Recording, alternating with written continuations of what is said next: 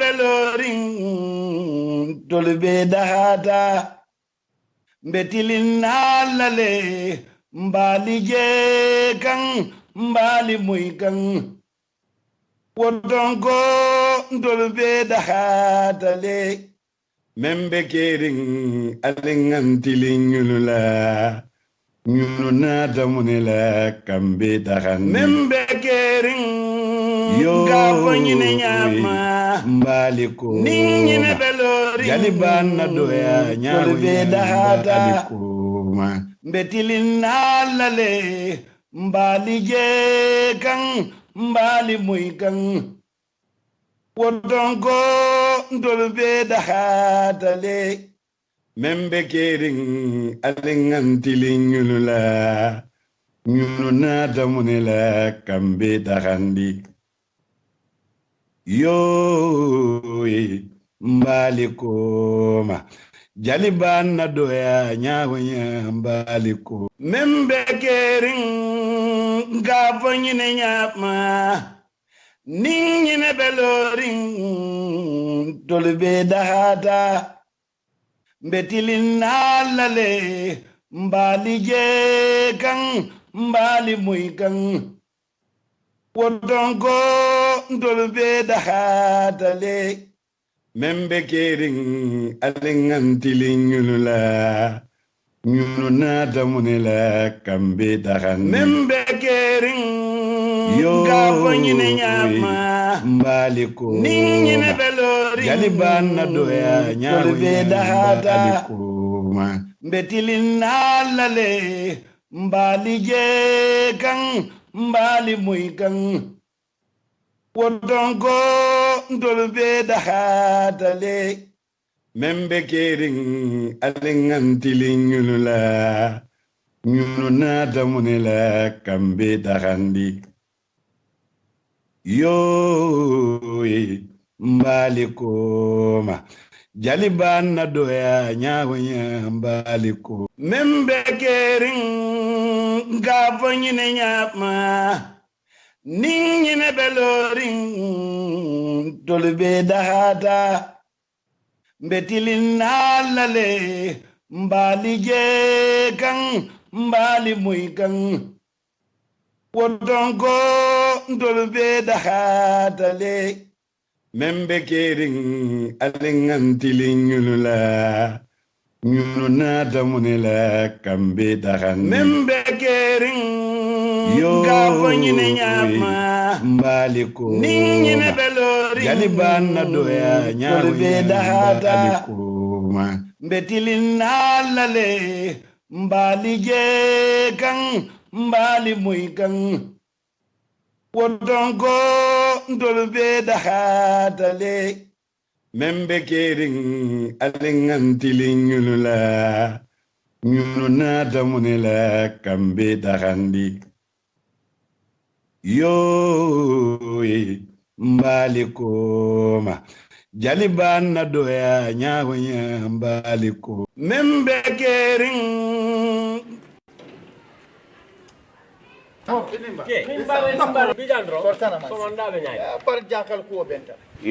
kabirin somanda mborta gara soto pour kam famala kodo kijala dépense o banta bulo kon silanta malum be kala nyame be kodo kila e bodi la jumala drive ha moto enda moro ka kodo ki bar bunjaba kundami ha MSJ ibe nyum banko kodi kiyo bari ndelo kodo nkata wolto ngaki woto nyakati ni nyabiti tema doron nakodo be kafuta na mol malika nduga ke hanne dajo tupija naka ja kodi tiyo kala kodo bon bandi tata kodo sika yadi mola drive kodo tata filabuli be mun fono lay ha jakalo siwa be badi bu iliase be koyne be fatoto be kudang kian kene ba fo nyibiyam gambia karo be yo supersonic ni be do wala nyim banko auto sign boro ndala ko be be kala MS ani fara fenye yaayele ni fela jam bambo futela bundato yela kodo samba jedoro nyanta akila mi ya to di ala yela detail sol beta ni barin sikodo ki nga bondije ika be topoto ka falin ila do ko lo nyimbe to bancha mbiri kamba jara soma jara bureng nyilbe dula bele to mbatu nga bor jannim fama be kam fa e bamba tambi be ko ndodo mala tulo abaraka inim gundal miliye bulo du nyobuli ni be do ko la MoneyGram ria transfers yaaye julol felental simin konkon 788-5046 784-4305.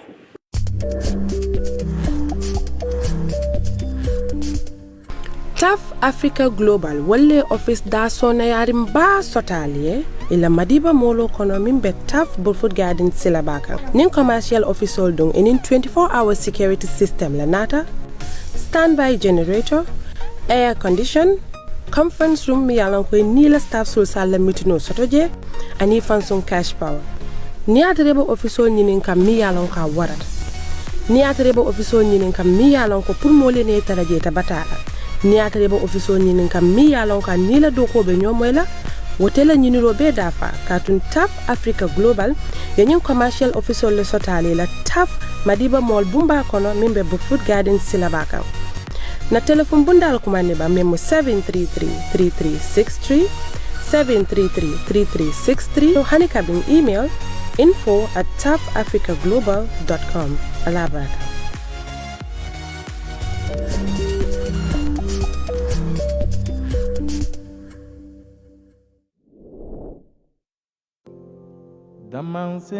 Damansena ite wili sino iko nyadi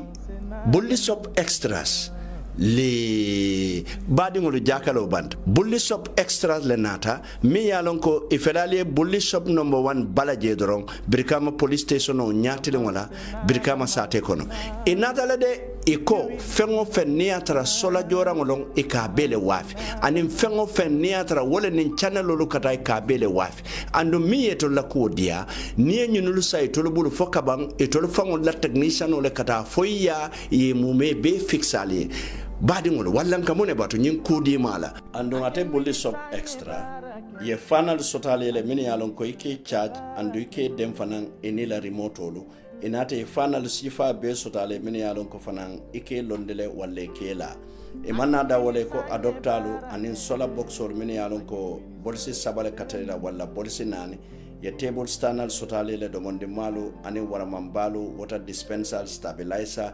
bolso mini alon ko ke charge haniya kurango fa ite buka kalamuta moto battery lu mini alon ko original long asifa wasifa anin original solar battery lu anin remote battery lu kada fo la electrical iron pour do ko lalo bari manna da wole ko nyim bohol machine anin nyin television mimbe jamane kuto kono flat screen anin smart tv e kanyimbe sotalele andu yela antenne fanan sotalele anin satellite disco lu nyul bele beya asifa wasifa wala badi ngolu bulli shop extras wolle nata kan dahande na electrical wire kulto na solar anin na channel to wala nil lefta kuma koyo moyla nyimbeto alinge kumande telephone to 918-0355 7370931 wala 3902720 bulli shop extra wolle nata ka extra lafan na kuwol kan wala jarama buy Damansena kungo damanda Training Center mboka yi Rectech Training Center mo ñew pour improve sen digital skills yi yépp ñepp xam nañ ne léegi fu mu tollu ne ci dëkk bi mënuloo dem fooy liggéey te amuloo computer skills wala amuloo digital skills looy def rek da nga dem ci Rectech Training Center nga register course ak ñoom ci $16,300 rek yéen man diga $16,300 rek nga register course ak Rectech Training Center amuñu ci loolu rek de suñ paree rek Rectech Solution ñoo la jox liggéey course ñoo offer mooy application development, game development, graphic designing, videography and animation, digital marketing, IT technician and networking ak web development. looy def rek mooy da nga register course ak ñoom nga attend sa lectures yi yëpp normally nga complete sa course with good grades soo paree Rectech Solution ñoo la jox liggéey nga bànneexoo ko soo bëggee am lu leer si lii rek da nga jokkoo ak ñoom si info@rectechtrainingcenter.com wala nga dem seen website bi www.rectechtrainingcenter.com wala nga jokkoo ñoom si téléphone si +220 4494 070 +220 4494 070 ak Rectech Training Center ñoo la jàngal suñ pare ñu andi liggéey si Training Center mbokay Rectech Training Center mo ñew pour improve sen digital skills yi yépp ñepp xam nañ ne léegi fu mu tollu ni ci dëkk bi mënuloo dem fooy liggéey te amuloo computer skills wala amuloo digital skills looy def rek da nga dem ci Rectech Training Center nga register course ak ñoom ci $16,300 rek yéen ma diga $16,300 rek nga register course ak Rectech Training Center amuñu ci loolu rek de suñ paree rek Rectech Solution ñoo laa jox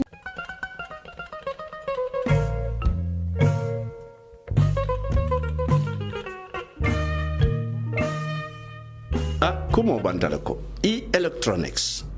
walla nata de brikama sate kono koten badingolu electronics e bale damin wala mo Islamic Bank nyatile ngola brikama sate kono electronics itol dun ika electronic jorango bele wafi mine boko channelolu complete setolu alla nyen satellite discolu domonde malu ani waramambalu nyen television kutolu mine yalon ko wolle be jamano kono smart tv lu kata fo flat screen e manada wala sola jorango itemol sifa wa sifa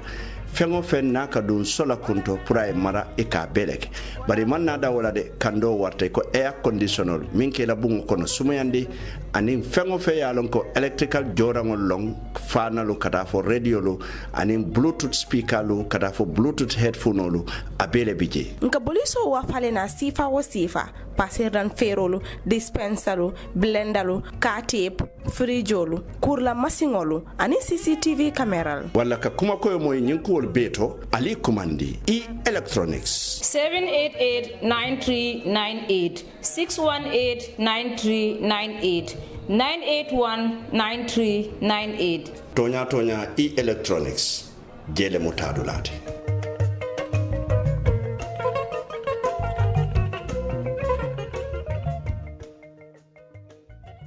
Je voudrais du soleil vert.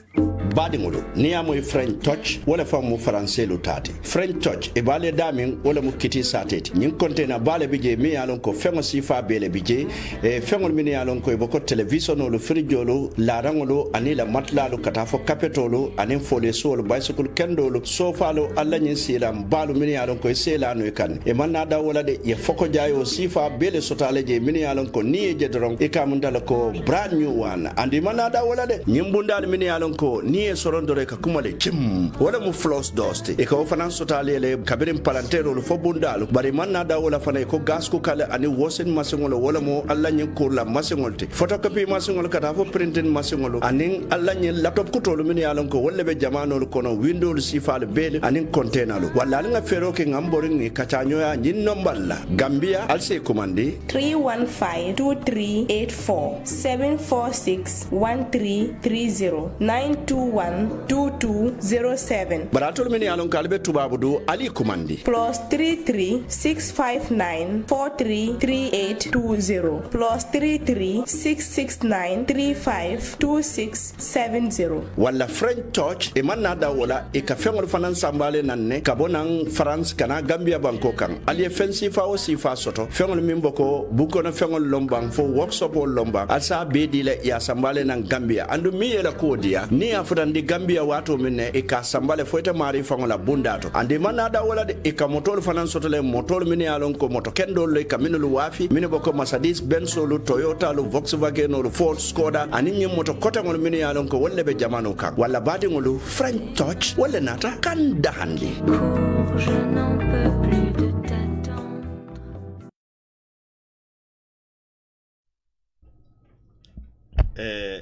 mbadi ngolu mbadi la moy lalu anen mbadi jiber lalu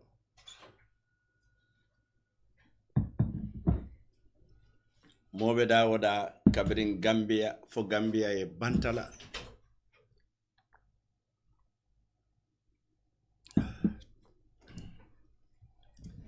ngal mumela be konton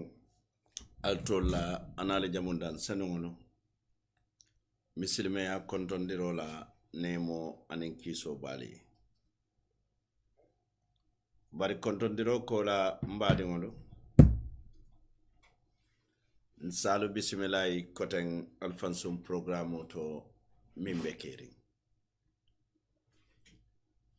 kering nka fo wole ñama kaatu nga dati wole ñama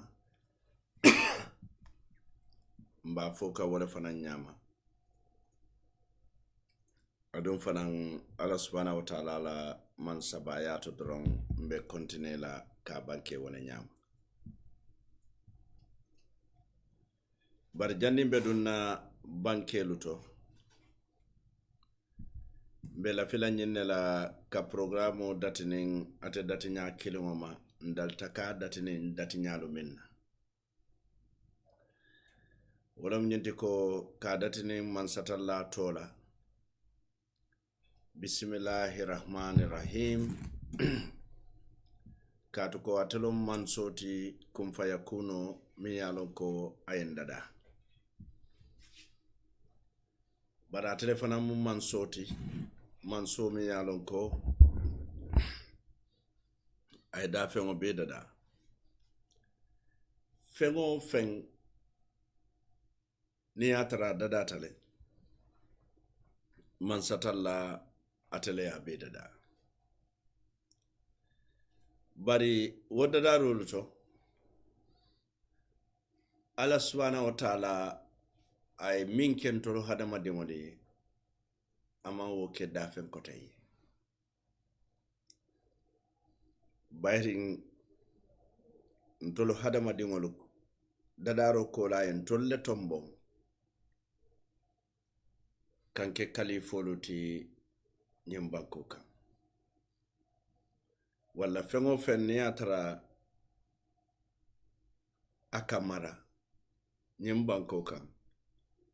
hadama dingole marata bela andon hadama dingolo ko beti ya nyimbanko kan bara manna da wala fanan hadama dingol konelem ay kila jonyi matombo muhammad nemo nin kiso be mi yalon ko hadama dingolem ala ya tele tombon kake aterti wala yara fan nin terebe alala hadama dingo wala mo ala terti wo muhammad nkanyim fole watolu bela ayake annabiyo moti amurunta ayake kilare ya moti bayri nganyim moy nkoto malan karamo min keta yakub nyanduti sheikh ay nyintandi ko annabiyo mo be manke kilare ya moti bar kilare ya mo be mo annabiyo mo lete kila muhammadun nemo anin kiso be miye ala nyin fulo be di alal bade annabiyo mu ya nin kilare ya be for li nyami ala subhanahu wa ta'ala amuruntale ay muhammad nemo nin kiso be miye aya telefonan tombon kakenyin annabiyo molu anin kilare ya molu kake ikunton koti amanna da wala ayake kunfa dular bara manna da wala koten Allah subhanahu wa ta'ala mi yalon ko amo alalati kato alade atemo alalete andon alaka alako wala ka buka mokuwake ay muhammad ay wala tombon ala dafe ngol kono aya fisiandi abeti wo muhammad hadama dingolem amanke malaikoti amanke jinoti bare hadama dingolem walla ntolu hadama dingolu Allah subhanahu wa ta'ala aya bele kentoli wala min nyanta ma watolu bela wala mnyenti ko kawoman so tentu ka jayi anin ka warandi tenturo anin jairo anin warandiro mi yalon ko amandandula soto ni wobota jense duwana sabante fureli minitata nyala imanku ke alala ku jawol to biya sabayi samba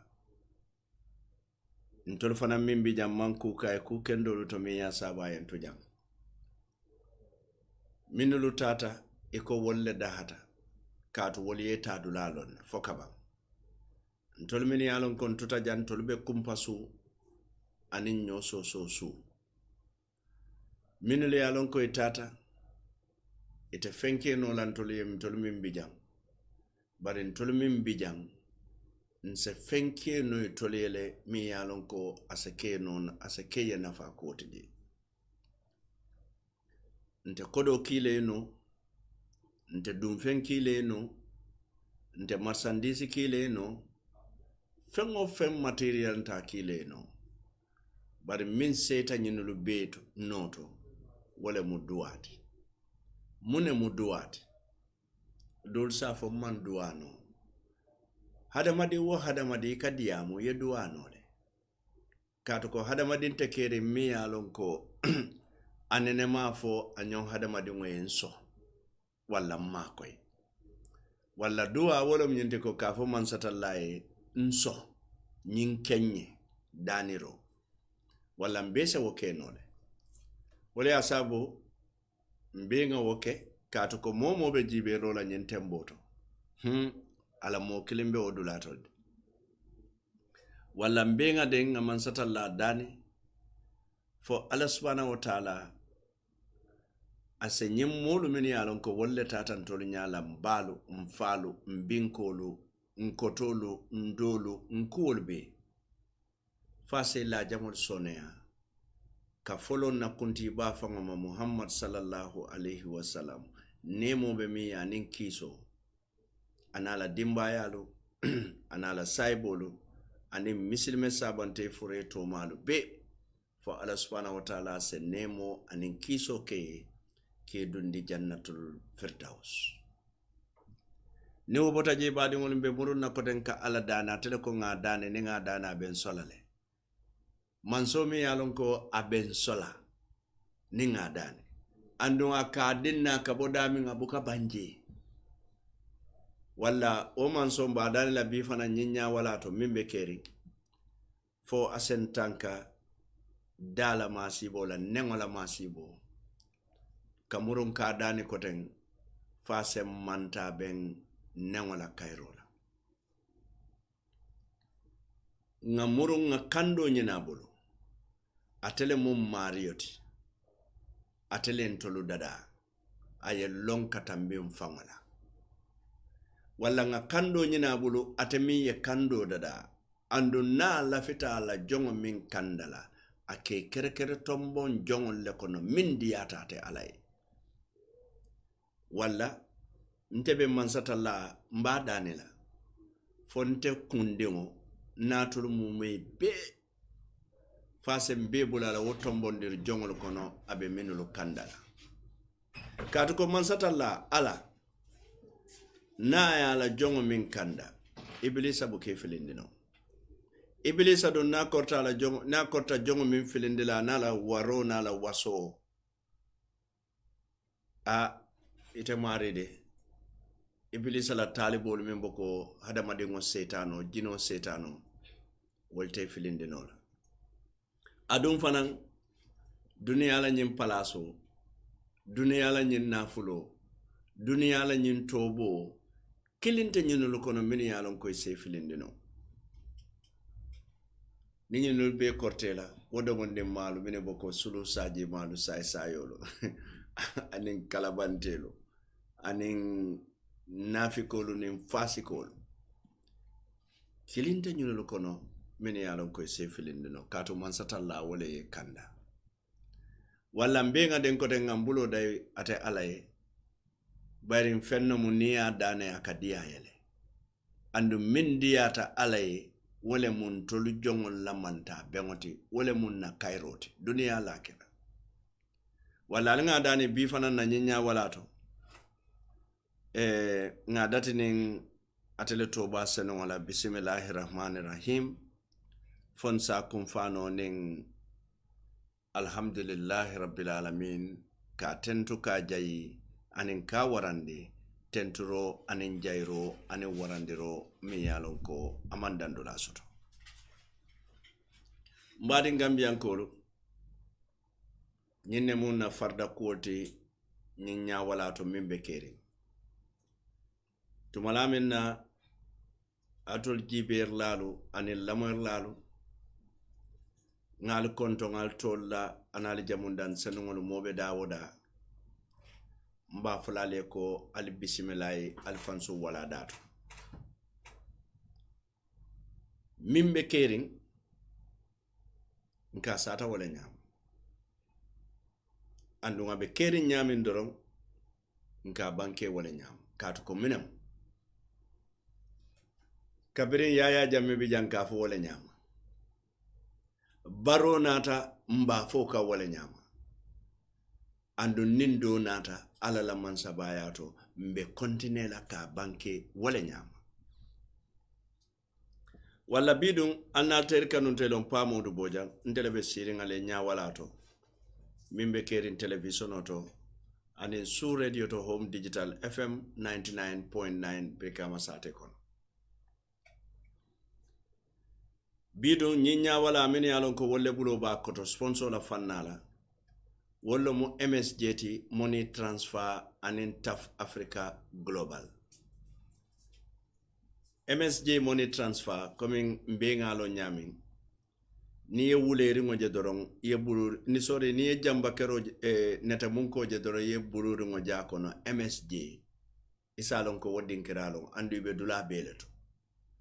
itata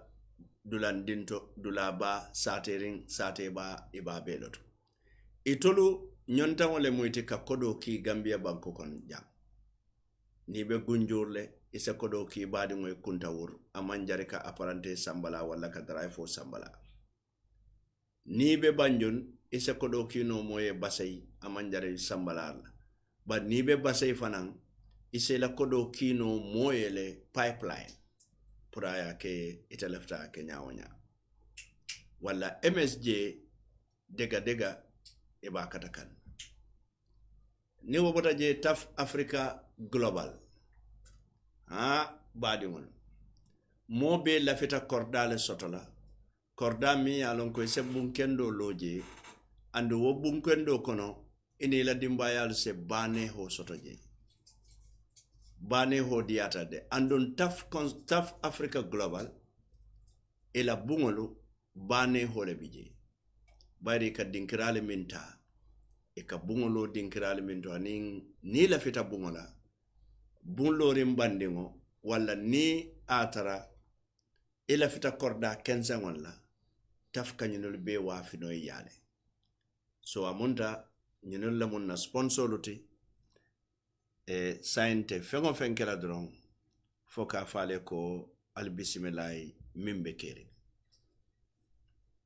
bi mimbe kering lafita min kacala do monde bayrim binte mela jam kunum meta janne kununga montaro wate folale keja na programme o nyanta kala montaro wate kelenden talalete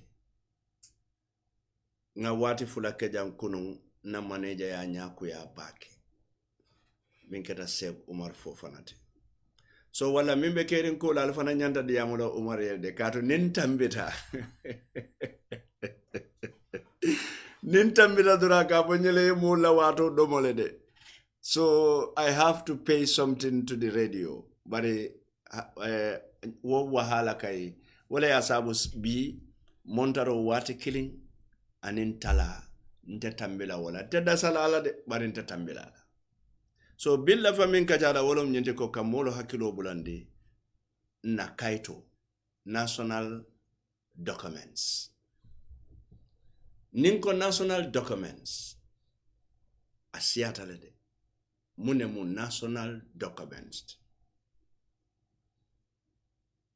badingol nina rajibe badingol na ID kato mo banko la kato lete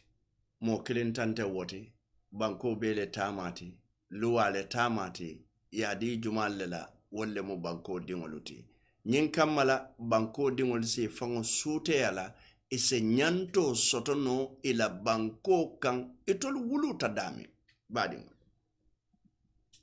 nina rajibe na passporo o fana mun na national document net aketa sifa wo sifat baring amam me bake nga jele passport be abuse kanyami from the executive or from the foreign ministry. So muna mu passport amanke ko mobile kasoto bari passport dadata mune kapa wala mu tamalaju male fango sako tamalalu mini yalon ko ndolla banko ni wala banko lutema amanke konna ID card le semfutandi noje bari mbenna passport le findila ni be dunna pleno kono ila ID card buke dunde pleno kono de ila ID card forta nyawnya buke dunde pleno kono passport wala ke dunde pleno kono ila wo dungo pleno kono waka mune itandi ite demba wale ite fatumi yalon ko ini Gambia la passport nata ite mu Gambia dingoleti niya beti yandi ye Gambia le todi yandi ba niya kuyandi wato mena ye Gambia le tokuya badingol so wala ya sabu mko ntolu Gambia mume be kanna kaito ta ka kanda kanna kaito ta ka mara kanna kaito ta kanane kala ka dandula kala o manke polisol da mala do koti de Gambia dingo be mo polisol te nana ta kaiti kantola Gambia dingo be abe mo polisoleti ning anata kaiti kantola katu ko minem nie passporo soto passporo mi alonko iko imo Gambia dingo leti wala ya sabu yo passporo soto inata ta ifintita imo Gambia dingolati de imo Gambia dingolati ite fengo fenkeni wo passport la ite salonko ye Gambia le todi andi walle Gambia le toko yandi bada hani atara todi andolo ka wandi passport ta imata nin silola wo musunya roleti is a crime, is a fraud and amari nyanta kitinde lale aita kasola wala mu di serious crime to UK and Europe and indinkra kota wonto kela kaitol ta ka forge wala kela kaitol di ngo kaitol fango buka di nim back dola jandoro nen na kaitol ka dino nim back dola wala karimun na onkullete wala ntata na bitan karle ya wala be nyim palasi kare nata na luntan karle fedan mbatu nga banko la kaitol chika ngadial mina futala jele mune ya sabu ngo ngana kaitol kanta ninata jibe na voters card katu jama mune ya sabu banko la kaitolu ka abis amanke kuwo kuti tubabu du abuka abis je dinkira kota ngolto abuka abis je bari mune ya sabu Afrika na banko la kaitolu ka abis andun Gambia la kaito meta abis lale from the time immemorial so nyinuluka abis mune kama wala mnyende ko simply nga sembo chikale nga dummo kilimbulu sembo mi yalon ka lan natambita kabirin nga wo sembo di mo kilinna nsafo kabirin Gambia ya fangolo woni mbitema wo manke baro fangola problem to bi nyim problemo datita journal kabirin Gambia ya fangolo because Gambia ya fango soto wati jumade wo wato le ngam fansum president soto ngo sa Dawda Kairaba baja wala delayed ala o mari ala subhanahu wa ta'ala yamfu ama ay nemo anin kiso kai ayado de jannatul firdaus Dawda ya kata baki tonya bari na banko la lonya anin tolfango la miralu nyalo anin na kulu jeru nyalo ntolu tutakoma bakele katu ko minem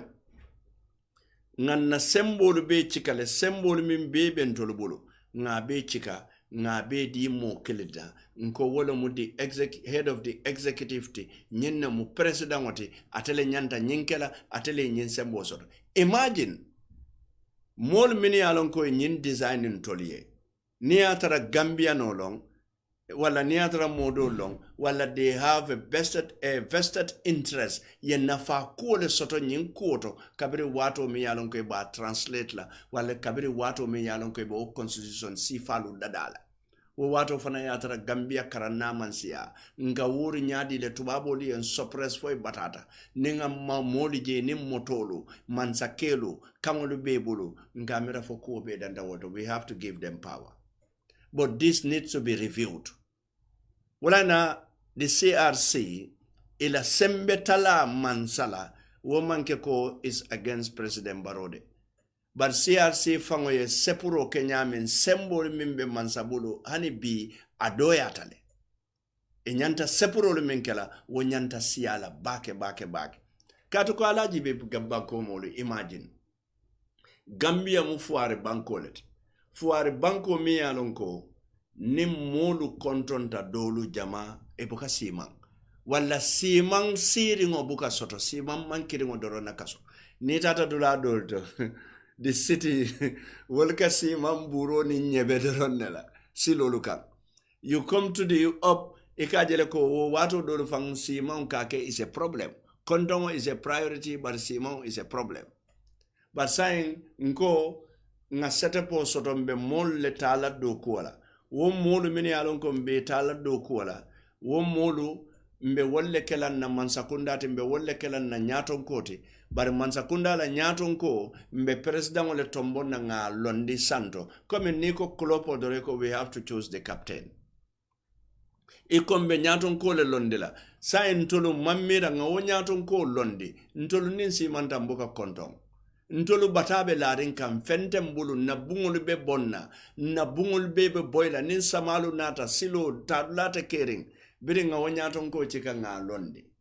andu wonyaton ko kabiri mba londi la watu minna wole fisiata ntolte because he's a doctor and it's also doing his work aka karfajo soto adoyata nyawo nyatele fisiata non jama bati bari through na on designing nko sign na mansakelo ntolle bukari mbe jola le jonyami alonko wole siata banko be la joti no problem it all captain but ne jokola the funny thing and in the darkest side of bureaucracy badingolo you sometimes the fuaro mi alonka be sirala nyantambungono fuaro mi alonka be sirala banko bungo kono sama babina ala bungo be sulenna abe jonkotorin tonkon dingota nala muso puru jiyo kanema wobuka imagine no abuka mirano mune asabu nka molu jo nada murungoy kon kali jo jinko de bamena alkana fe maji ala landi doron telle be ko be kelali ntolle ka asabu na manzakele ka fe bawulenke farite bolaji andun tonyalo nde bawulenke farite bolaji Iba wulenke far ite bolaje. So I will come to this mina muruna na nyen topic auto sign. Bare mbato ngaje boje do mondeng. Kabirin ko ntolle fanga ya sabu na mansakele kamme waya hakilo bulande montola badi ngol. Badi Gambia ko. Iko ni sinyo ya sisiyo bije. Isinyo. Ni mimbezire. Ni sisiyo ja wulta la bungoto. Kana tarela bungoto iba jelela. Kane tarela bungoto iba ngunu iko amakoi. Iba amakoi la nyadile. Inyum pano la. Iye fere no. Yetaya alia wodimba fa wala bungoto. Katuko minem.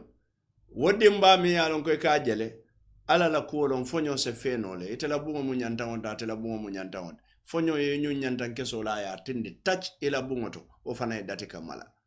So nyenno mkuo tifonsa hakiloto B Mali. We are in solidarity with the people of Mali. Katuko kure keta Mali mi alonko Afrika ya kodi walale. Never again. Yalong nyanda kukilin ne fahamula. Military role nenete kela solution to political problem. Wonetete keno la bankuto. Gambia janga kele mfilta. Mali ya kele so many a time ifilta. Nigeria yake ifilta. Sierra Leone yake ifilta. Bankol mimbe yake be filta. So why do we have to celebrate with Mali military taking over? Nko, hadama dingola lenga nying understand kontolu. Nto na mansakelu kungolu manjaye tubabo jolusi. but tubabo ya katale from the time immemorial ya kata ya kutukata la kan ya system londi ntolu fanambe wole kela nga kata nga kutukata la kan nga systemo londi systemo mi yalonko mansa keltine ke fa entrench in power mansa keltine katu semboto e kamera fo jammu itoli yalet nyofu kala malo potindala denga nan nga may samorom nan wante yo so nane ngane dedet man ma je hale li lo potindala la leadership is all about this. It's a cycle. Itaka bojele doena so bari munekata fon tolu fangole wo system o londe tubabo le albuka coup d'etat moje fo tubabo le intelligent and tolti tubabo le albuka coup d'etat moje fo tubabo la mansakel wolle bala faso don tol la mansakel tubabo lu albuka coup d'etat moje fo sain tubabo lu wonin tolu munna fatam fanso tembe hada madew ando wate nga mune karang nga da tubabo la karang bolto konka kara wolto tubabo lu buka minken dolka woke yamiran dolla tubabo karang ay nafa munella nga kele pour kana amurun kaltel foiru lu sunya abeta ta nata nyindam kanune kensa mfango da moye building plan bi ni e foiro kanen foiro buka building plan o jono a lafta kada bu mi mfango lo ka plano da doro ni e chaji ka borle tubabu karandingo majority sakonto la Gambia alaji be doron tata tubabu le Africa, sorry, Gambia in particular, but Africa in general, especially Black Africa mo findu. Ndata tubabu le, nkata tubabu le karambond. Ni man tubabu karanke, iman kuning. Ni buka tubabu kanfo, iman kuning. Ni ka tubabu kantinya, iman kuning. Nyinna mun na mentality. But tubabu la wo kankono, ye fengolu dada woleto. Tubabo lawo kangol kono ye systemo londe wolto tubabo lawo kangol kono kamin karan kabirin dindi mfonga meng tubabo lawo systemo kono ye nyo organize ye banka ke beyangoluti pour ka kude tal ka kido luta ka kude tal ke la molu masalandi tubabo du ka kido fanga jama easy muna nan tolo hani misali fe president be bola dulata bitatu lato ye dulabe kenye basukati ika munta ko inen kata kelol Président wata te lano la fango la kato ko munam. Mon pays va mal. Vraiment. Ate keno la. Président ye fango fortress. Bari wonya Afrika alinga mo fendo alinga systemo londi. Ntolu mama nyole systemo la soto. Ntolu mama nyole nyin constitution lu dada kurugam fuga. Alinyin karoleke. Alinyin karoleke mune mukurugam fugati. Wala alinga muru nga mfang organize bang. Alinga muru nga reason nga reflect ndolo Africa. Coup d'etat is not the solution nga jele. Badi ngola alaji be minketa Egypt. Wadu nga nying is a famous quotation nga min someone all the time. Nyin neketa Egypt. Egyptian oru wulita. Eko dia kuya. Mubarak the military leader. Kato Mubarak fana mu military leader ti dictator lem. Banko molu wote kaita papa ya tamba opposition or not. Opposition or not wulta wolfana kama iko wolfana eta. Katu komuno wolbe nyimfana doleto. Military rule not. Biya jibe mimbe kering Egypt. Military rule they are not the solution. Military rule ya Mubarak sol konalti. Military rule doku mu muneti wala mu ka territorial integrity. Kata ka londi military dabo politikoto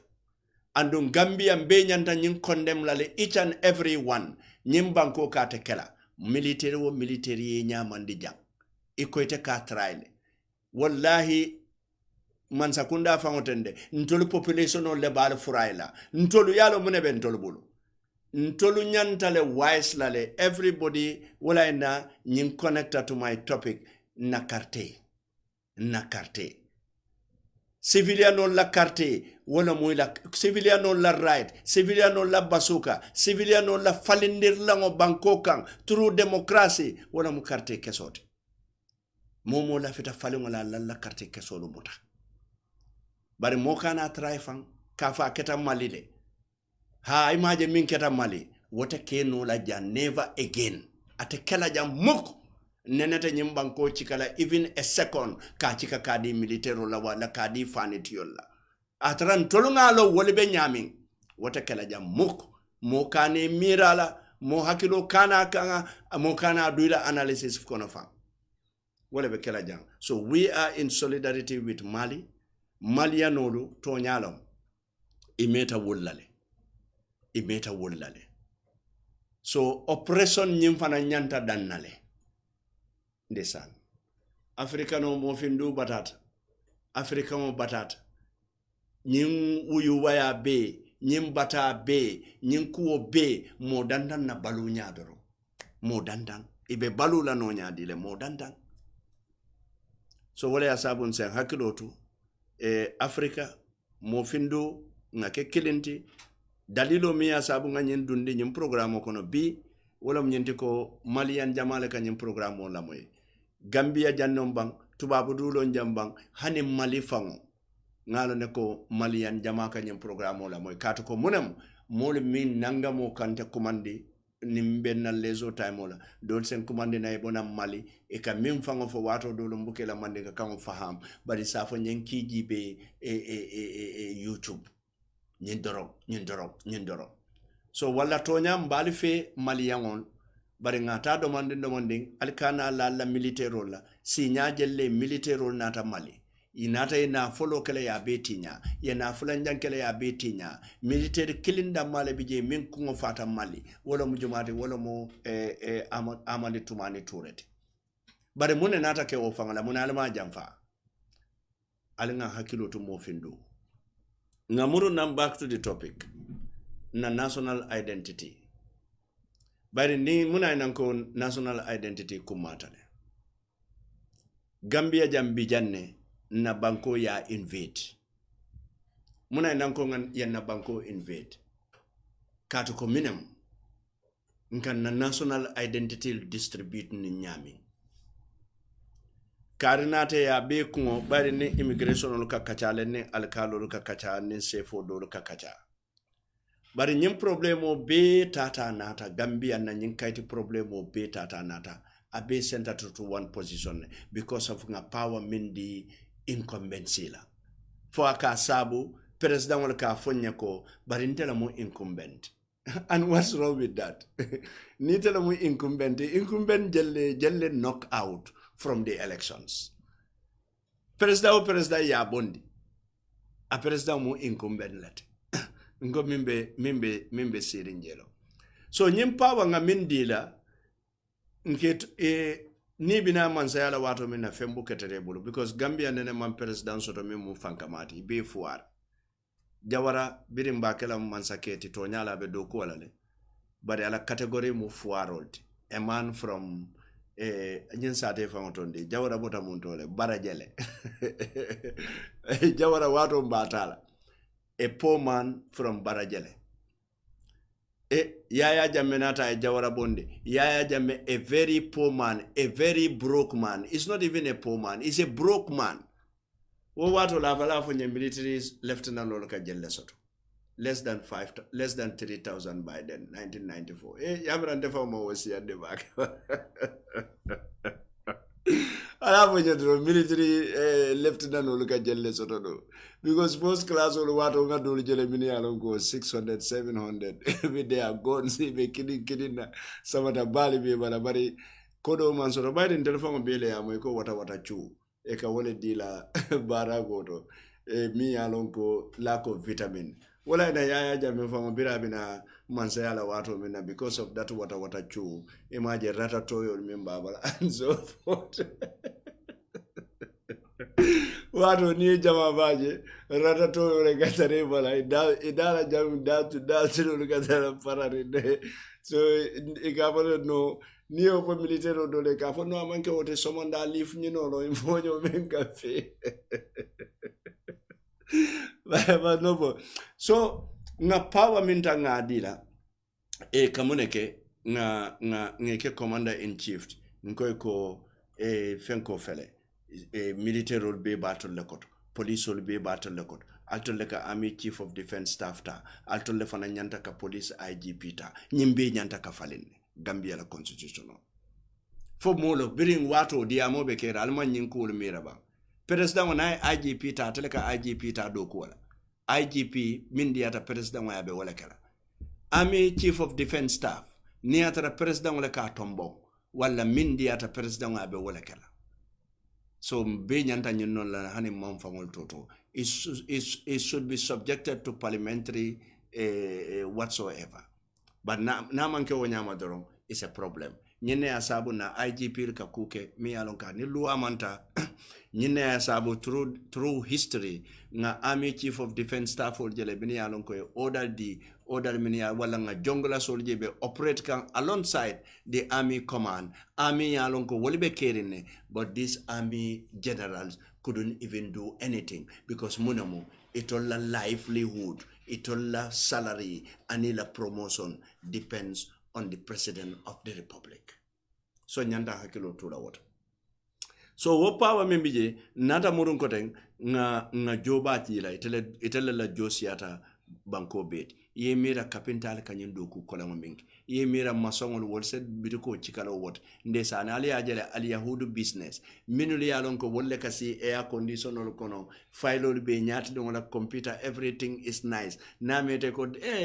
coffee din nabang ye coffee dila namete ko tidi ne tidi wolle ka jobali soto bari mini yalon ko hayne kan na silolu fita purun tol fuarol ye tamano e kan na sokoyelu ko purun tol fuarol se baluno woli yale ka wol jojalla non kon ni nyata non kon ani nyata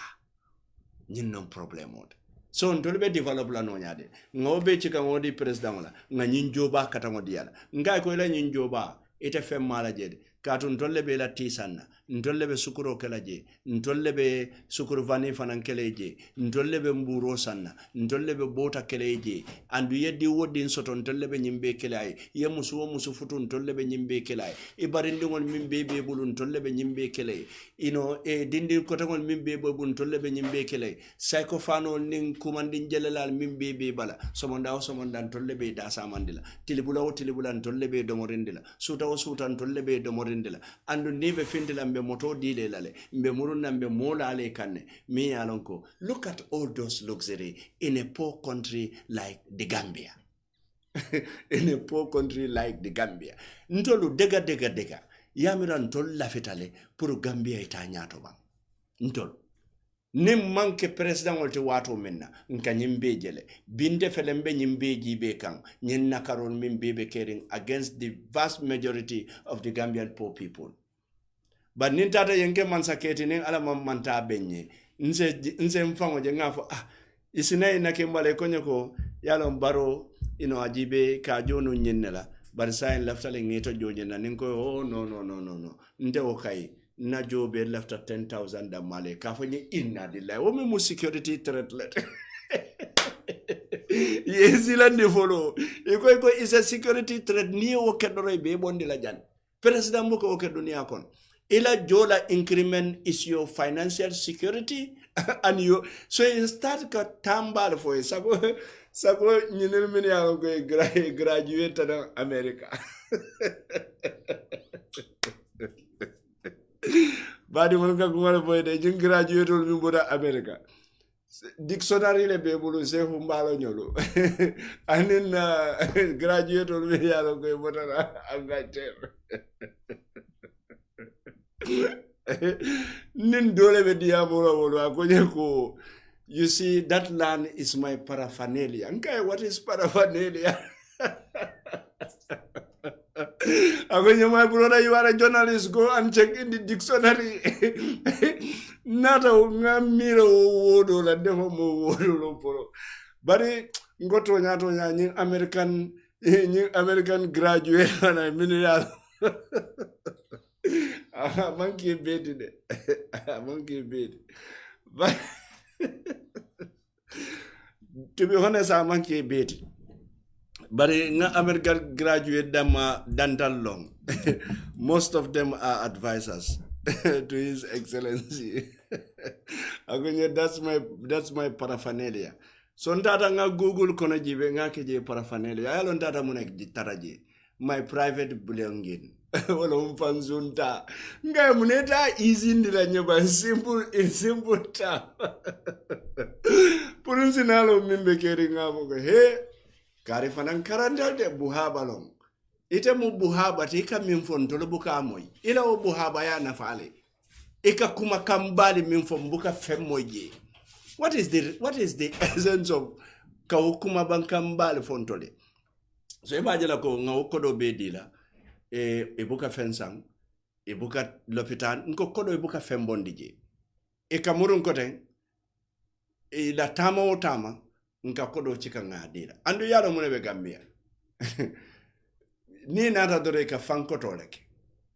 ise barindi ngolu ni la tama o tama ni barindi ngol sita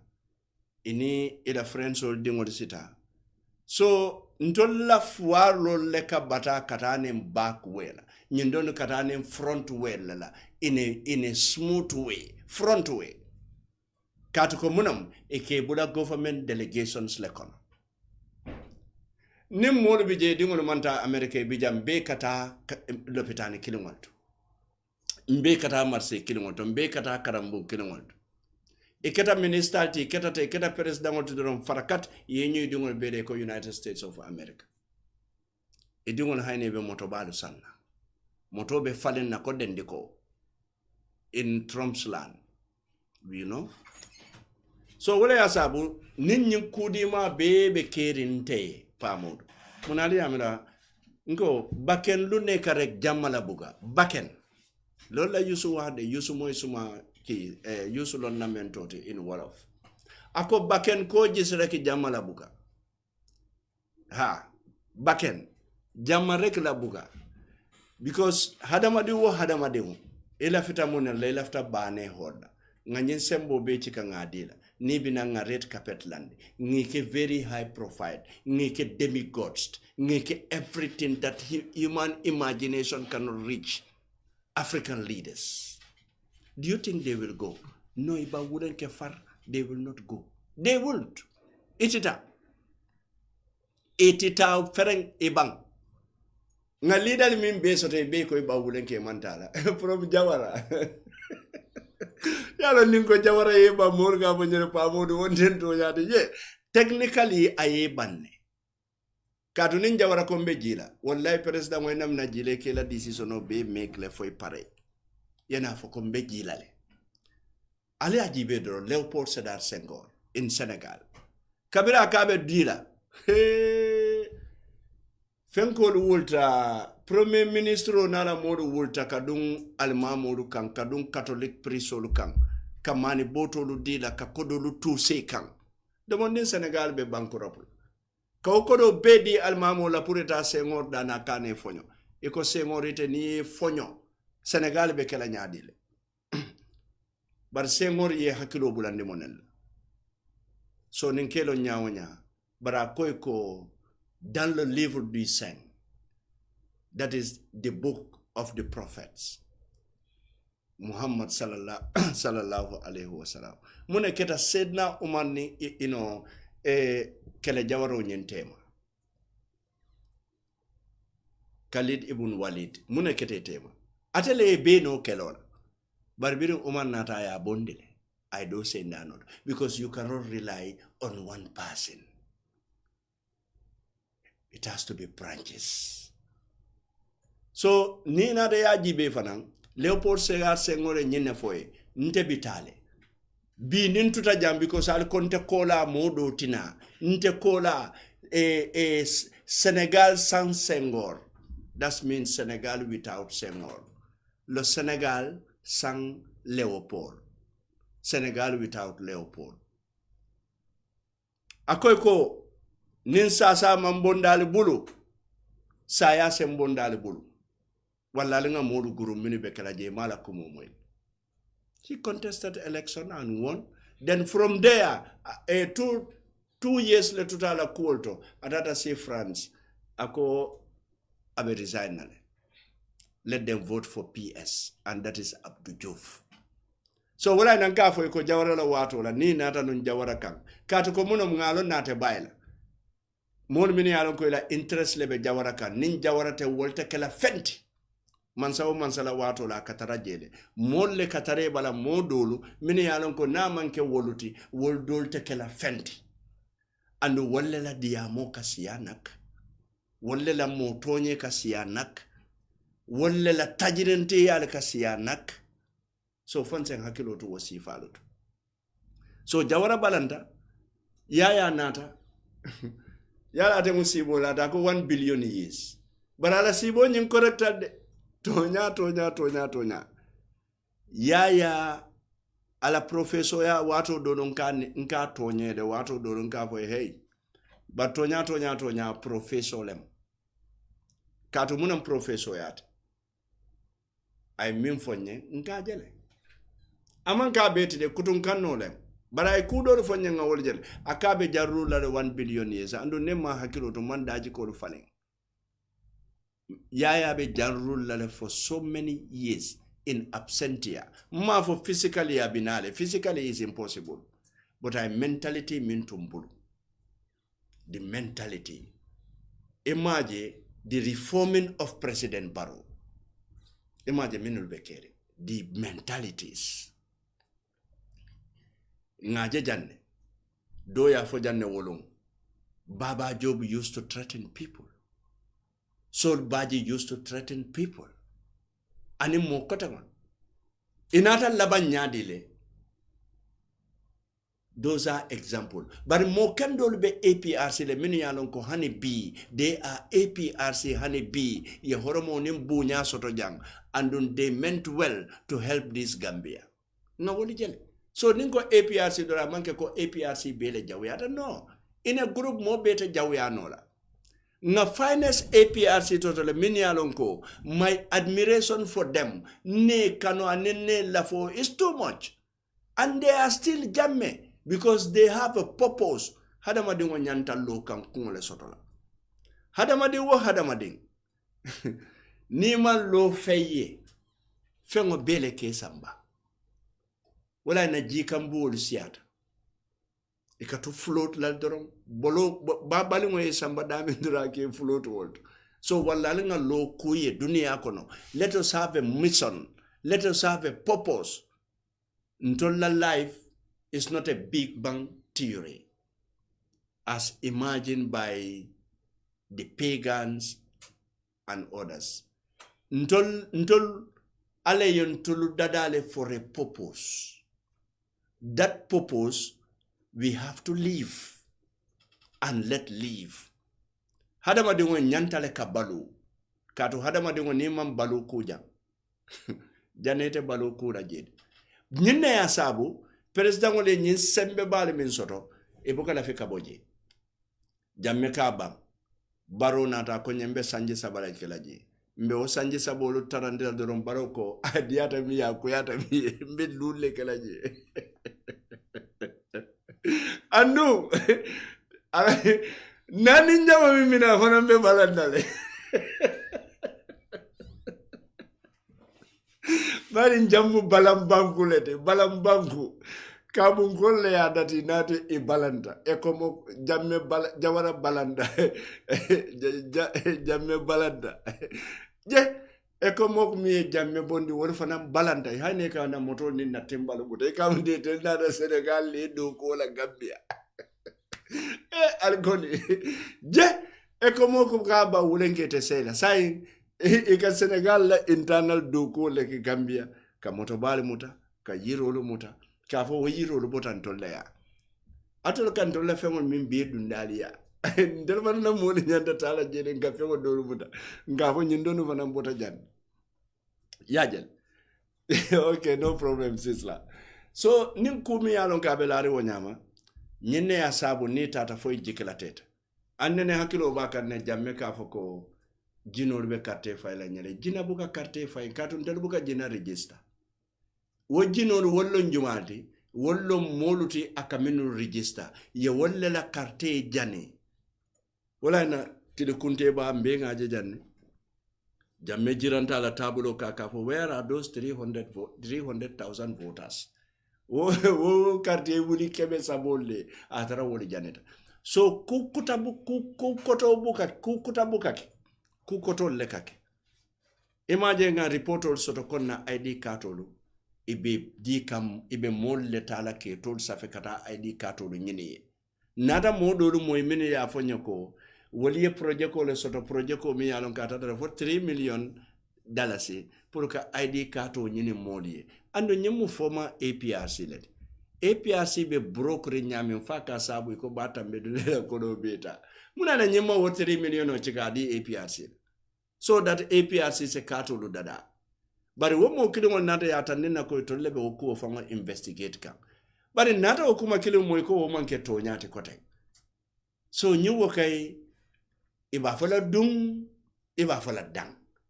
muna ntetula dula kilin dobang dum dandang nyimbe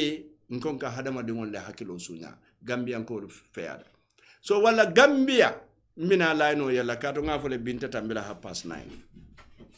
lafta yamaro min dila Gambia bela alla nyanto lem Gambia be lafta lali yalla moyde wallahi alilla moy ning al hakilo al kana la moy ning bisola lafita min folali alla nyanto lon kabirin alaya andun alla nyanto lon fanan tumala minna ala le yalu wulundi dunia la nyimma fandola min keta Afrika la tilgioti joye mi yalon koy ka fay kambi bolon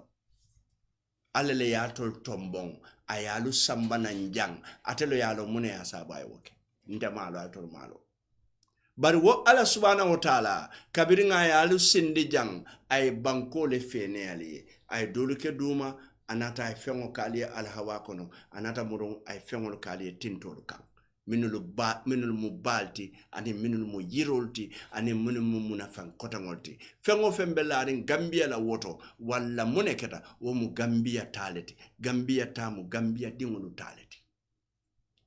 wo Gambia la wota la ke Gambia dingulu tati walla Gambia dingol le nyanti munafanne la fengol la foni min kundije walla foni minsu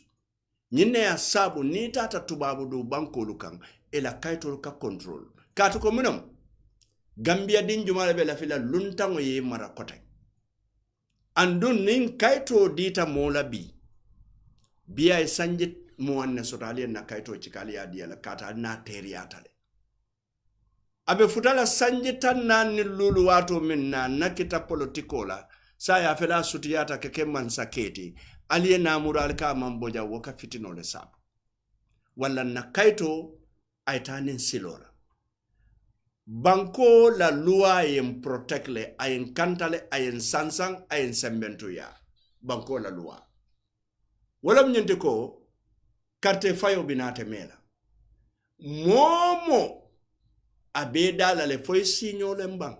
foy badin no mbang foy terlo mbang bara bota nan dinkira dole to anate tetara jang e hakilo to wato akorosi ye hakilo to wato faben na national kaitol soton la ba katu ko minem nin natala siyo diata katu ko nga national kaitol nyinai nin tatije atetije ndingol le tutaje ate dingol sembo nata waran tolu dingol ti walla munebe kering nakaro binale ndingolu tamu minti ate ya tatuna njanale anata ndingolu ta kora afitino buka bang bayri nga fitino lufango dati talembe nyintembolu mintu so wallali yen nakaitolu mutakuke andon gambe man sakunda fanansenyi lonko nin kaitolu kami wolunga fo nyamin amanke ko ni wuluta jandoro nebe kala jandingoti bayri Gambia din jamale fanambe wande banko kay keta jedingolti keta jandingolti ise keno dual citizen to janne bari ise kaito nyini nin silola kana kaito nyini katuko politician le nate ya elaftale kartele fay NPP elaftale kartele fay UDP elaftale kartele fay GMC elaftale kartele fay doye yenna karte chika yenna ID kato dila itafanga yalon ko manyana sotula yamuta yenna karte dila itafanga yalon manyana sotula yamuta yale kamunek ningal samba kiti la wato minna ningal samba kiti la wato minna itelta sonna responsibility tala ko itolle adial kiti yobe murunabe o kayto tala to bulu abe murunabe alamano lalaluka nalma wo alamano jo albita kasolo kata ali fraud leke e manyan na kayto min sotola yewo kayto le soto amunte nada home fm jang yen tolla bajo soto ke fayitandi ko be do ko wala janne ayatare man tara do ko wala jam ya mera ningi jente sambala police ma so nyim fanambe wala nyam nim moli e kayto lu nyini e manya na o kayto lu nyini la ali nyini kay o kayto lu soto nyaadile kabirin na passport o lombang kabirin na id card o lombang kabirin na voters card o lombang andon alkalo la to le dimbayata sate o sate la alkalo to le dimbayata o sate le beti fo sate dandande mi yalon ko alkalo be bulu musute bulu dinte bulu sate dandan do no wodi but apart from that ndeta sate min beto ni fura dore ka fo leta alkalo kunda wala alkalo la alkana song nganna sate la somatinya bin tolbe alkali yalla saman dingol sekeno alkalo tele bite wo alkaliya mi enjoy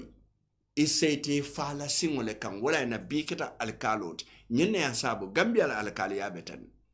mbuka carte fayke alkaliya la de minulumu alkalot wala kake alkalot in majority of areas niya jete keta bi alkalot ka wande dingol register mini manke jammolut ike sedia ifala singo ite sita wole kan tumandobi je ni faye wandi dingol sedia nun wolbi netes nyo sabayala le bi anu nga woldoli jele bi nga woldoli jele de so wallaite kana song imete nyo sabanyoya bi kati be fala singo le kan kana problemo edi dingola soma wo mu selfishness lat so nyanda nga miratan nga lonko ninga kaito di wandi dingola nga dingola soto le tala bari wo wandi dingo nin sekeno tero tele aya fonye nala siyo betiata nga jandi yanyi nga diala bari ala wulu kaito bala mimbiji a wulu tajana la bota dami ntol mini yalon kon tata mbetu babudu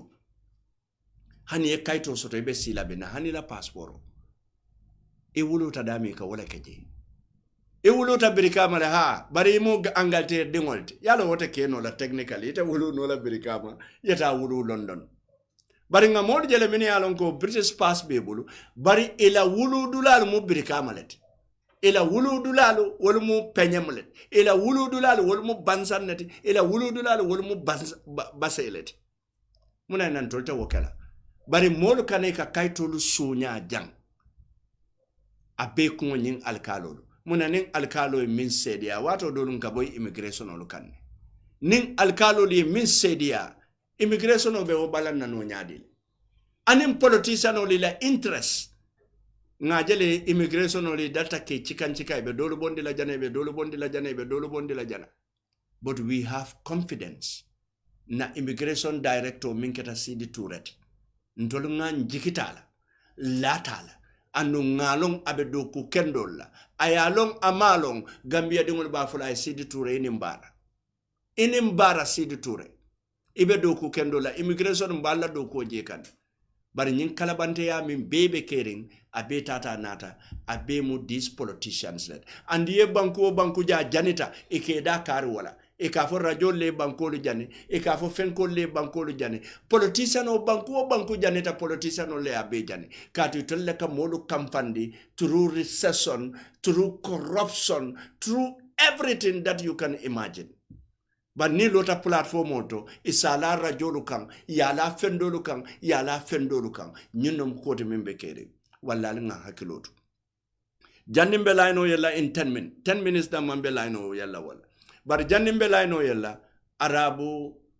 ustasolo karan arabu karam bungolo mansakunda wala nankale ko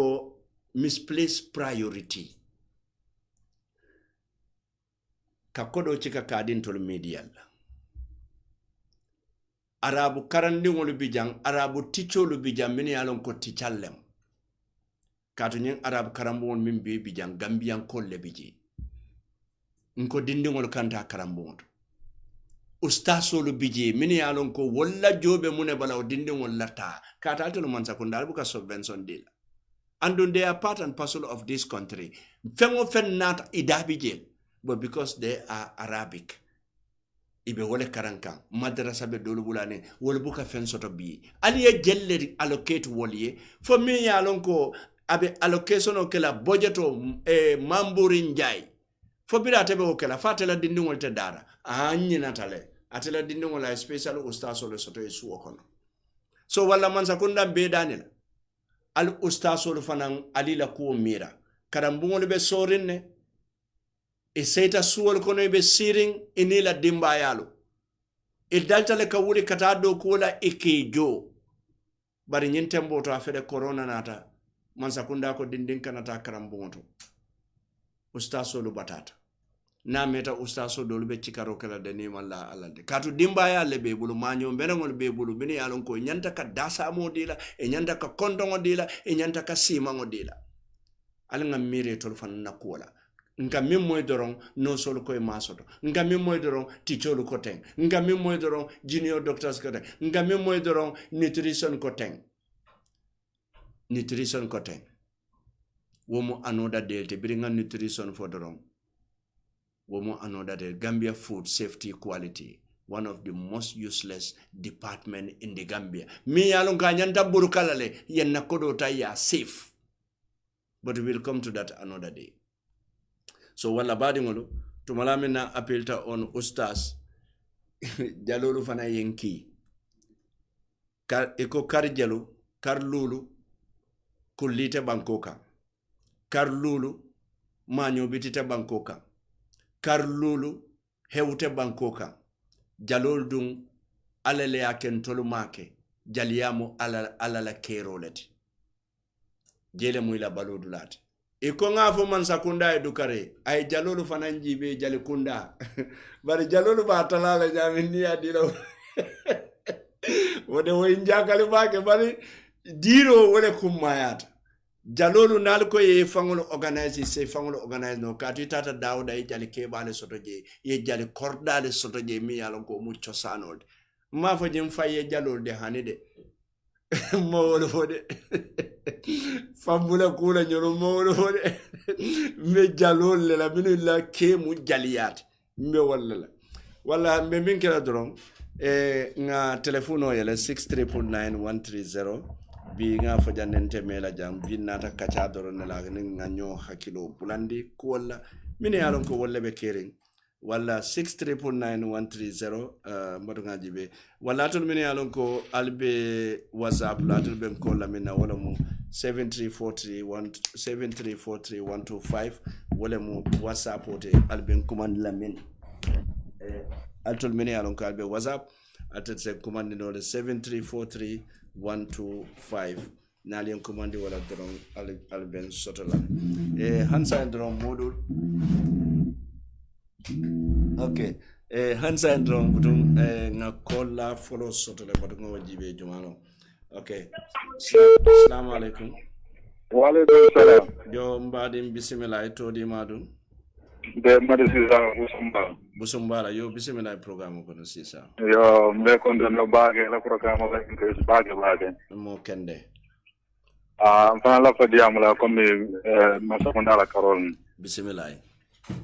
mo especially nenkada do sound water ko be nyanda kamena do kamala because do abuse of office la tara la presidential advisor me alon ko ma nyanda adable la political hani kilingo kono wala mtonyata sa ngam le option la na la tara NPP le ay la campaign manager ala I resign from the national duty wala mtonyata ya famle na faham ha so NPP ko la ta ka jo karfala na bu banko la puro ta kam presidential advisor me alon ko banko la do ko la mot banko be kala mot fala soti ha so ayo para so ta I falling I political para so di bismillah baraka bake mbaa ni lonko karo karabe jo kam na pro la ka sinada sala banko mol male yeto nyafo baraka bake so aya kata islam ala la lonko ko do na bi jo ka kan ni kamala pour banko la para so na tara ko para so ta sambonola ay ta abduna politique ko men ko na banko la place o say amanka politique place baraka bake mbading mbatunga do fana assalamu alaikum alaikum salam rahmat to di mado algamdo bakar tuma sede mun ko bada nko alla silo be nyaadi ngo kaga so tay ka kala ko liggey jele tay ani mbugal jele ko kati ko silo be do ko la ngamo yal bebe konta ani sa men ko ma silo nyata wala ga ngadu akro na e fudro amin allah sa ya jangi be mi dara silo balo si sone afro ko di wala muto nyaade balu ngamo lo ko mala silo de ko di bakar bismillah programme pa mo bo ndbe ko ni wati be batari lo man ngala be di amasa ya ba to la ten muna wote ila de ni ko ni wati so ko le agal na je kana fo nyomi nyomi wala hakala wala bi en soto da foy man soto bi ga alhamdulillah mbe wala sa fani fo sa fu kayra ko amin amodi yela di amoji ndimbe na men kada ko sta solti kada ni mala kel darasien hade man sa kunda wol bugay mira wala bal wala andi yamra ko olman andi bem banko dingol wol fana mo banko dingol te yela ko yalan gambe ya nyaade nin ko le yana mol kabala do mol do sidi nyola de molo sidi nyola nyaade ko ko la len kon kala finti nyokan pamolo wol fo de wala ko corona digo nim man ta nyoya do ka bolo sakunde men fo ka diam nim fo do ka jambe yaide ndesan pour que la pension mi wallahi abe ko la mbakele ndesan e ma sakunda dana ni ala ko men sa ni fanan ci dai mo fana yelo no ala dani de Allah adua fo ni sa ala ta bondin kan la ko non de boda ba ko la mbakele ko la mbakele da pension pa bu ko so tol be dal ci mo wadu lol ko kadi la famille pour une réponse c'est problème Allahu akbar man efu alu nada ni ko jamal mo mon tulo la banko kam woy nja halle na ko dun tam dole ko ka fis moni fawdi c'est problème no ya ni be sirim faw nyolo abe ko lari ne pa ani adra silobe bete ari saje fat ye boridula okay ni silobe betari no ase easy no wani bar pa wa easy de bismillah mbedu definitely nyomin ko lumbe duwala ala baraka di ba de mo abe ko lari ne na ko la baraka Allah ko do inshallah baraka ndesan assalamu alaikum alaikum yo mbadi todi madu mo amin sonko farato yeah molam bismillah ni national document ni particular ID because alien ID card for because you find because ni for the foreigner soul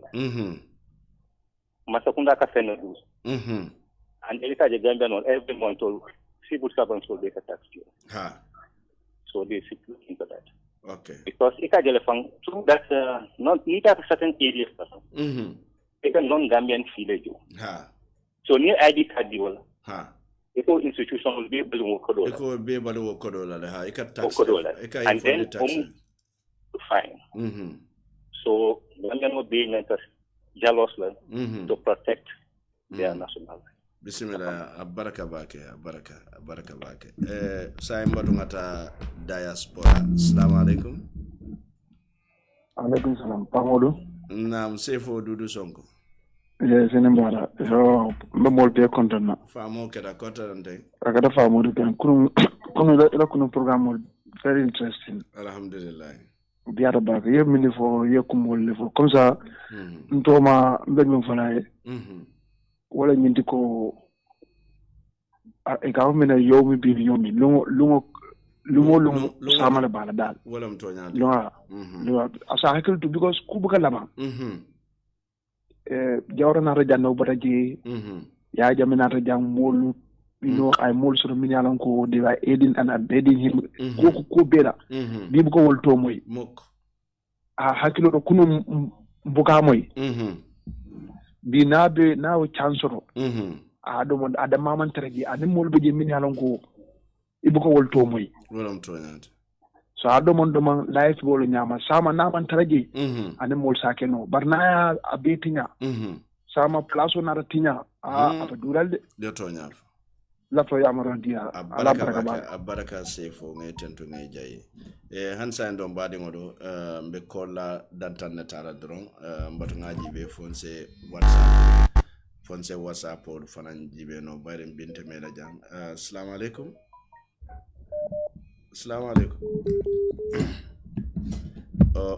okay tembe whatsapp assalamu alaikum okay ma ata soto no lo ngado jibe assalamu alaikum wa alaikum salam yo todi madu Ibrahima Keita Kunkujan Keita ya bismillah programme ko nebe kafunda jumale kala yo abaraka baake ma boja e mo kende ila ni programme wa defa mobe aha bukante ni mbama dande alhamdulillah konte men fola gade yaje dinkendo ko mol se ko mo fay makuma jawo wala kuma beto wala mtonyante ite nyaka yela do ko inshallah rabbi isalon fanan ko fanku dinkendo bebe iko male ya faham inshallah hade yo adama baro to man adama baro jawoti ya tonyaf akale don adama ate mulle ba akuru kamin yalon ko wol bela poto leje yo ate fanan du man tariya ko wol long andu nama hakilo tu janabe wol na bata dum tadi ko desan yo dudu sano kana dudu sano danku ya dudu sano akana sommiye baba jo soto desan waya soto akana sommiye ya jabe soto waya soto ya jame ko waro ki janne ko min biya ga aya fo ki jang ama mo drone dada wala mtonyata para ya bele ki jang abe tambira wala faabe mo dada bari bari sila labango ne atata atira le kokuno sainta felente ni ta ko me home kit ala sanala amanna no uto da kono fenti je fofonyo aba fula ning ala sonta ninte pareta ten tu abaraka bake mbadi abaraka wato tata abaraka bake nge tonto nge jayi abaraka dobe jambatu ngota assalamu alaikum allo yo mbadi ngbe mo alaikum salam bismillah ntela mo silla la mu France silla juma Yakuba Silla yo bismillah programme do Silla kortante je tana wotana te jala alhamdulillah yo comme la time o bandale ño hakkil blando la mo 2016 nenenge commandé pour Gambia la kola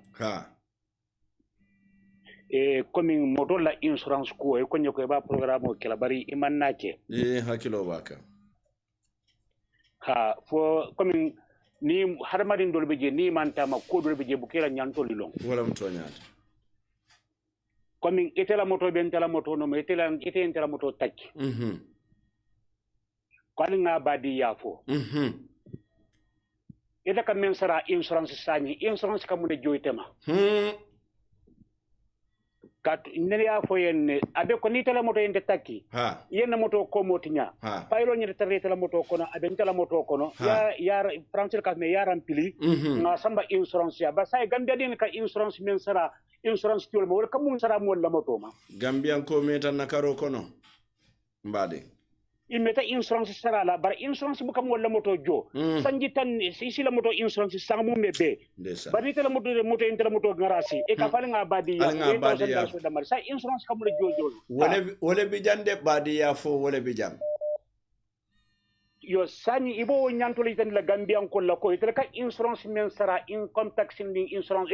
insurance me la moto la ko la because ni tata ni la moto tara police yin ke la insurance le desa and Europe jan benga lonne ka foko ni be insurance ni insurance ra wala muinte ko ni la moto hani be bungo men ko je ka insurance ra pour anka ni la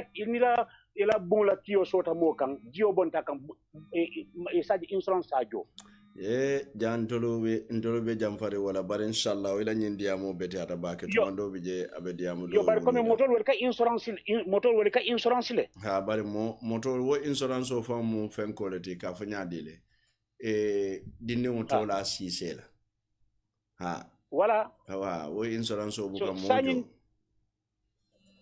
sani ibe wala yitandi la gambian ko la ko kamoto insurance le ni tele moto ente takki ite man te takki sai wo bente ni tani itela insurance ni tele insurance le tema sila wala mto nyata abaraka wato fela abaraka bake abaraka buton badi ngolo wato banda fereng 2 more minutes wala tuta wo 2 minutes kono mbatu nga modoji be assalamu alaikum alaikum salam pa nimbare manduwar be nyaadi ko samati ji alhamdulillah amanna folo ni konton program mo kende abe la kurin daga alhamdulillah bar min bije ila kuma kamol betiate mol kawandi mol kono fa bar mba fala mole ko pa modu musan sandim bolom balet sandim bolom ba jambur londe imam mimma akane ma ndesan anu nama rekabe mala komi alala kunno min ala ko ita ko wala ta fu e mari malaka tede so abaraka baka ngamol go abaraka baka nanna musu ndimo konto jam min kera tata di fasao bismillah baraka manduare je yamoy baraka mo manduare bebe la moy la baraka baka alhamdulillah baraka tare NPP a foi ko ila jaralan jidol min fenda sabe to laftaye bondi jam je foi julol le jaaji ha ndol le ben santo jam famudun tol mawol famala propose na falon jam kuran julo itela to ko den tol wol ka fole jaralan sambi bina wote mela bake last call ambe woltana ten assalamu alaikum alaikum salam fa naam fa baraka fa jamme brika wa misira jamme ika selo teri to nyale kana murun ko de gandan ko da blanda ko no ya dibe ye tanti ye gay abaraka mo kende mo ko ngade radio program kendo ke gandan ko na fa telephone no yela mo yela contribution la fa hakil kiliman ka hakil de man ko ne da fola wala mto nyaati ka fo de kana radio to le ja min ya te dai da mal ya dan no fi e fa na telephone no yela nte wo wente da hal bakel bari mba fole abaraka baka alma alejo abaraka baraka oh ñene be kala super last call assalamu alaikum allo assalamu alaikum alaykum salam saboja allo oh hello assalamu alaikum wa alaykum salam wajamba Eurara oh mune kera do allo ngo mbato de fen do allo nam yo ikam moy kam beteke aha oh hello Sedi Fata Jolonta okay mbato ngateta assalamu alaikum allo yo sanke moyle Fata Jo bari ko le ko nyoboro mbirolam kuru dingo kantam mbirolam alinkana nyopi ya banko kan mine keda do ina kete baye yellaye baye nyadi ay nyobiri baye ay ko le fodo sidala ay ta nyobiri baye kono kurudio dite ni kana nyo saba bari ka fana mu kurudi moldi de mon kurudi ite amro kurudi mu kya hane kuleti dukora fa adam baro mbiro ay tantangol organisation mbiro ñini ndesa fodo do la ta ñoburo ngola ata albaisian wala president albais no la miste ko do ngabe terra wala kono ila kuma ko be tentulam be jeyla mo kende e be yam gambe dingol yamare kan lun tawla na register hade na ID card e ka kuma ko men ko chaahane kumante walam toñati kuma tendole mo adu banko la nafale mo banko duwa alinka na ter na kaitola banko duwa alinka na kaitolu bunya nga horoma nga nyalo lun tawli kan be bi kono this is for mamira adun ka ko inde billahi wala nyen kayto ko nimma kenna hajoti so man din kata ko seida abe iswaro wulin la banko kan wala mtonyati ba o te kayto bilam wala fay pare kayto babulu ay ta ko register dula ay register kata fay ci e kata karto fayla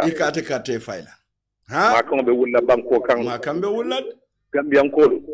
alingam min betia fane kanyandula le soto ni dongo jiya kanyandula kala golam toñade ni wote landa sambole kana soma alma planya lundongo la ku ni lundongo kanyandula ni makala ila ku be kakanya alinga hakilo tun na kayto alinga na kayto xoroma ngabo nyele ko mo bewle sembanta yandi la ko kabim fo wala mutuwa nyaati pa bojang banku demola alina kayto koyna fo kato alimbe ke prosulati nga ke giber lazdi par nga fo na ID card me ba ngunu kanjana lunta wala be woto par kakula para fanyi sato dingolo badibu kono sato mi yalon ko kamol kona ka fo register no pa bojamba ya tek ay otekela de ani wotekela wolam to yalla la fengo fa buka kona ya ke ka ke kenebal to se ko min be ko register le kalo le ID card al kalo le ka kaito sape al kalo le ke recommend kaita ti banku bi ngolati company ki male be million jeli samal na banko kan kamul luate nyim banko kan akamulu marala man so do nyim banko kan akamulu police man so do nyim banko kan akamulu immigration man so do nyim banko kan ka ba ko le be mulu ha company do ko ngamolu register ndi aba ko do dire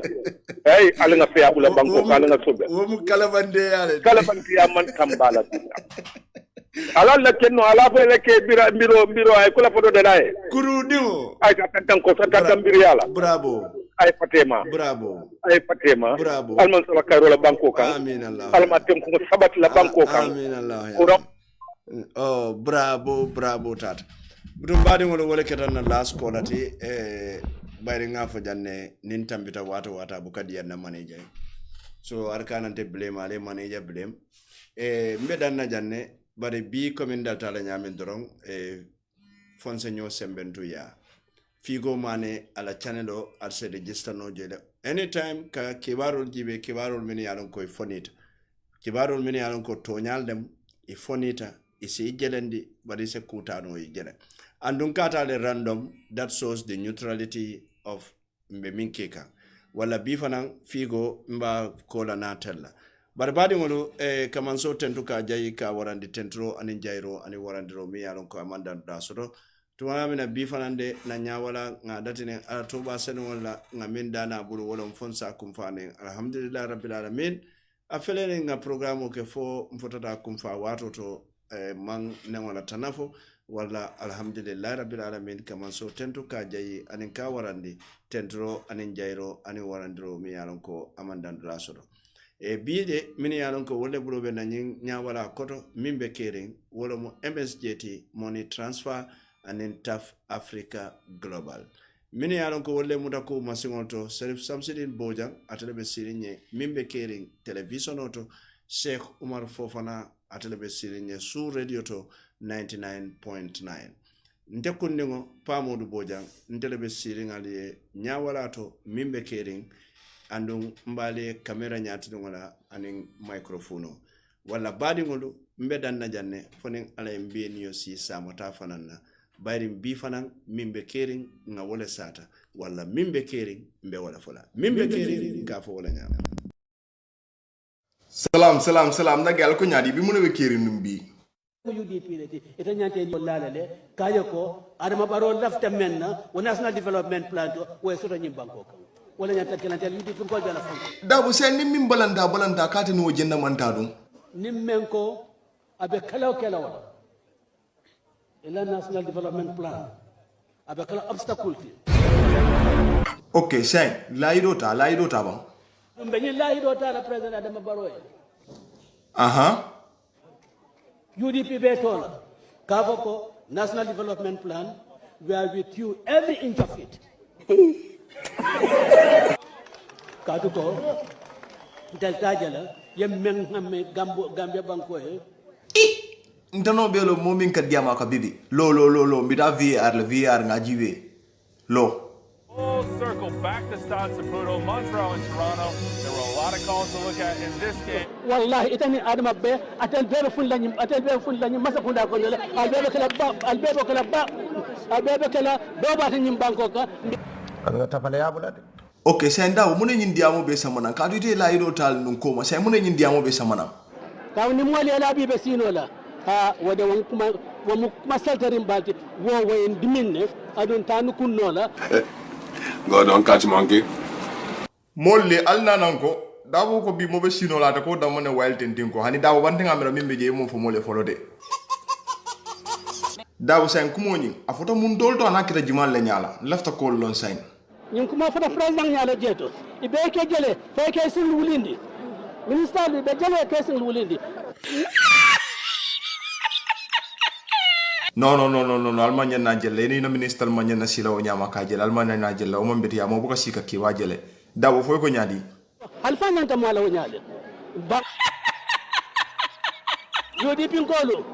lafta kalse wandi nyinna UDP ko alila wala ke wala ba alila moy 2021 UDP lal man sapunda rasul nyimba ko dawo ba president baro be laare afon la bakel de president adama baro naji na yalum ka ko ate abe gagné nola de wala nga fay ko ay resign sai ala kamna da belgium ngata election insa buute janto nga buute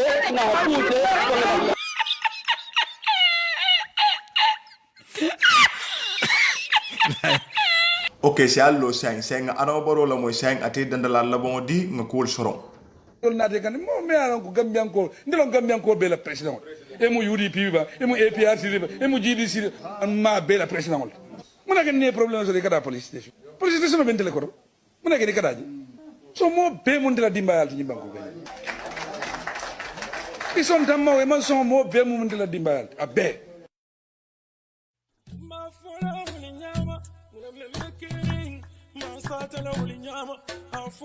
butongo mbadiŋol mbe mo be salamu la ato na kontoŋo la mba fula mole ko tonya fo tumo sita mune ko bono mu batiyol ti bari nyakulu malo kalero kono mu ba kunkolo fangoleti kuno dampaŋo na siŋo me kuno nafa kuno yo lonne butongo mba fola anyanta fola nyame butongo membe kering mba fola wala nyama membe kering ma fola wuli nyama muna membe kering yo ma satala wuli nyama muna membe kering ma fola wuli nyama muna membe kering yo ma satala wuli nyama afo pamodu muna sata afo dunia bebe la moy afo pamodu muna sata afo dunia bebe la moy membe kering ma fola wuli nyama muna membe kering ma satala wuli nyama muna membe kering yo ma fola wuli nyama muna membe kering mbasata la wole nyama afo pamodu munasata afo dunia bebe la moy afo pamodu munasata afo dunia bebe la moy tonya kumo dunda dum munkari bande yataye muno kafinyo yataye tonya kumo dunda dum munkari bande yataye muno kafinyo yataye afo pamodu munasata afo dunia bebe la moy afo pamodu munasata afo dunia bebe la moy nko nte baba blood nko membe kering nka fole nyama butungo pamodu afo membe kering kantum kuma mun ni siringol tide ni abula ka bale wale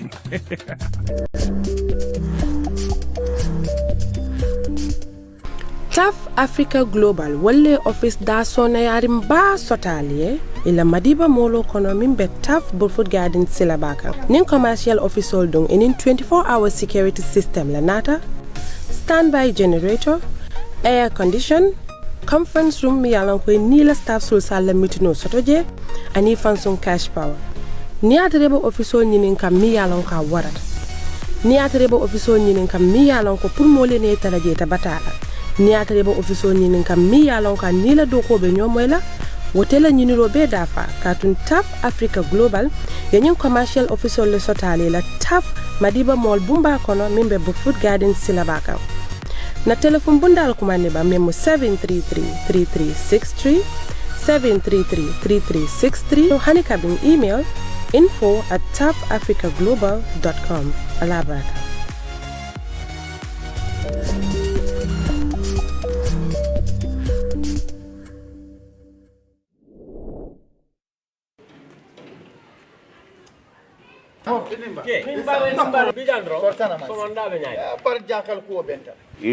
kabirin somanda amborta gara soto pour kam famala kodo kijala depanso banta bulo kon silanta malum be kala nyame be kodo kila e bodi la jumala drive ha moto en da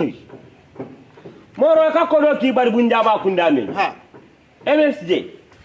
ibe nyum banko kodi kiyo bari ndelo kodo kata wolto ngaki woto nyakati ni nyabiti tema doron na kodo be kafuta na mol malika nduga ke hanne dajo tupi janna ka ja kodi tiyo kala kodo bon bandi tata kodo sika yadi mola dara bo kodo tata filabuli ba muna fono la ha ja kalo siwa be badi bu iliyase be koyne be fatoto be kudang kian kene ba fo nyibiyam gambia karo be yo supersonic ni be do wala nyim banko oto sign boro ndala ko be be kala ms ani fara fenye yaayele ni fela jam bambo futela bundato yela kodo samba je doro nyanta akila mi yato di ala yela detail sol beta ni bari sikodo ki nga bondije ika be topoto ka falin ila do kolo nyimbe to bansa mbiri kamba jara soma jara bureng nyilbe dula bele to mbatu nga bor jannim fama be kam fa e bamba tambi be ko ndodo mala tulo abaraka inim bundal miliye bulodi nyobuli ni be do kola monogram ria transfers yaye julol felental simin konkon 788 5046 784 4305